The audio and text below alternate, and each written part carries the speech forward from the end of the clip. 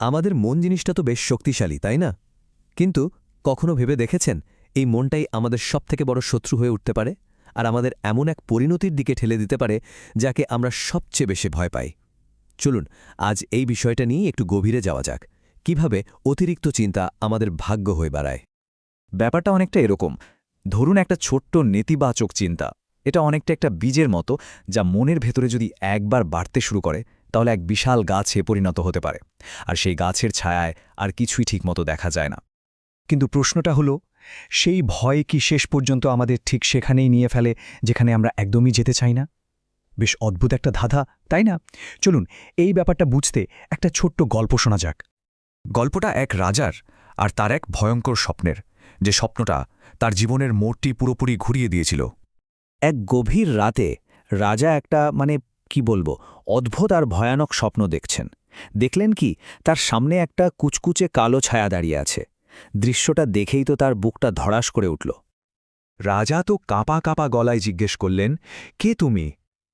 আর সেই ছায়াটা একদম বরফ শীতল শান্ত গলায় উত্তর দিল, আমি মৃত্যু। আগামীকাল সূর্যাস্তের আগেই তোমার সময় শেষ, আমি তোমাকে নিতে আসব। আর যায় কোথায়? সঙ্গে সঙ্গেই রাজার ঘুমটা ভেঙে গেল। দেখলেন সারা শরীর ঘামে জবজবে আর মনটা ভরে গেছে এক তীব্র আতঙ্কে। এক মুহূর্ত দেরি করলেন না, রাজ্যের যত জ্ঞানী গুণী মন্ত্রী উপদেষ্টা আছেন সবাইকে ডেকে পাঠালেন। কিন্তু এতে তার চিন্তা কমার বদলে যেন আরও বেড়ে গেল। কারণ সবাই এক একজন এক এক রকম পরামর্শ দিতে শুরু করল। কেউ একজন উত্তেজিত হয়ে বলছে, মহারাজ এটা তো একটা সতর্কবার্তা। তো আরেকজন আবার যুক্তি দেখাচ্ছে, না না, স্বপ্নে আবার মৃত্যু আসে নাকি। কেউ বলছে এটা স্রেফ একটা দুঃস্বপ্ন। আবার কেউ আতঙ্ক ছড়াচ্ছে, শত্রুদের আক্রমণ করবে নির্ঘাত, বা ভূমিকম্প হবে হয়তো। চারিদিকে শুধু হট্টগোল আর বিভ্রান্তি। তো এই সব হট্টগোলের মধ্যে রাজা একটা সিদ্ধান্ত নিলেন, ভয় থেকে পালানোর সিদ্ধান্ত। আর এই একটা সিদ্ধান্তই তার ভাগ্যকে নিয়ে গেল এক নতুন অপ্রত্যাশিত দিকে। ঠিক তখনই এক বুড়ো ভৃত্য রাজার কানের কাছে এসে ফিসফিস করে বলল, মহারাজ, এদের কথায় কান দেবেন না। আপনার সবচেয়ে তেজি ঘোড়াটা নিন আর যত যত দূরে পারেন পালিয়ে যান। বিপদ কেটে গেলে না হয় আবার ফিরে আসবেন। রাজার কাছে মনে হল, হ্যাঁ, এটাই তো একমাত্র মুক্তির পথ। তিনি আর এক সেকেন্ডও নষ্ট করলেন না। সেরা ঘোড়াটা নিয়ে পড়িমড়ি করে প্রাসাদ থেকে বেরিয়ে পড়লেন। সকাল থেকে ছুটছেন তো ছুটছেনই। সারা দিন ধরে বন, মাঠ, পাহাড়, নদী, মরুভূমি যা সামনে পাচ্ছেন পার হয়ে পাগলের মতো ছুটছেন। একটাই লক্ষ্য, মৃত্যুকে পেছনে ফেলতে হবে। তিনি ভাবছিলেন, যাক, ভাগ্যকে তাহলে হারিয়েই দিলেন, মৃত্যুকে পেছনে ফেলে এসেছেন। কিন্তু এখানেই গল্পটা একটা জবরদস্ত মোড় নেয়। সূর্যাস্তের ঠিক আগে তিনি শয়ে শয়ে মাইল দূরে এক অচেনা জায়গায় পৌঁছালেন, ক্লান্ত, অবসান্ন, কিন্তু মনে একরাশ স্বস্তি। একটা বড় গাছের নিচে দাঁড়িয়ে ভাবলেন, হাঁফ ছেড়ে বাঁচলাম। অবশেষে আমি নিরাপদ। মৃত্যু আর এখানে আমাকে খুঁজে পাবে না। কিন্তু তিনি কি সত্যি নিরাপদ ছিলেন? ঠিক সেই মুহূর্তে তিনি দেখলেন তার পেছনে সেই বরফ শীতল ছায়াটা দাঁড়িয়ে, মৃত্যু।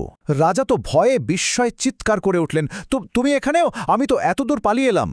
মৃত্যু একদম শান্তভাবে হেসে বলল, প্রিয় রাজা, আমি তোমায় অনুসরণ করছিলাম না। সত্যি বলতে কি, আমি তো সারা দিন ধরেই তোমার জন্য এখানে অপেক্ষা করছিলাম। আসল সত্যিটা কি জানেন? রাজার ভাগ্যেই লেখা ছিল যে তার মৃত্যু হবে ওই দূরের গাছটার নিচেই। মৃত্যু যখন দেখল যে রাজা তো তার প্রাসাদ থেকে এত দূরের সময় পৌঁছাতে পারবেন না, তখন সে রাজার স্বপ্নে এসেছিল। কেন?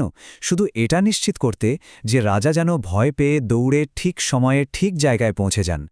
ব্যাপারটা অনেকটা সেলফ ফুলফিলিং প্রফেসির মতো, যেখানে ভয়টাই ভবিষ্যৎবাণীটাকে সত্যি করে তুলল।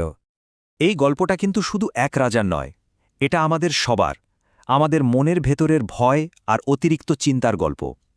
তো এখান থেকে আমরা ঠিক কি শিখতে পারি? তাহলে আসল ব্যাপারটা এটাই হলো ওভারথিঙ্কিংয়ের চক্র। যখন আমরা সবচেয়ে খারাপ কিছু একটা হবে ভেবে এমন কিছু কাজ করে ফেলি যা শেষ পর্যন্ত ওই খারাপ পরিস্থিতিটাকেই সত্যি করে তোলে। রাজা তো ঠিক এটাই করেছিলেন। তার মৃত্যু কিন্তু অবধারিত ছিল না, কিন্তু তার ভয়ই তাকে মৃত্যুর কাছে পৌঁছে দিল। দেখুন, রাজার সামনে কিন্তু দুটো রাস্তা খোলা ছিল। তিনি আতঙ্কিত হয়ে ভয় থেকে পালানোর রাস্তাটা বেছে নিয়েছিলেন, কিন্তু আরেকটা রাস্তাও তো ছিল, তাই না?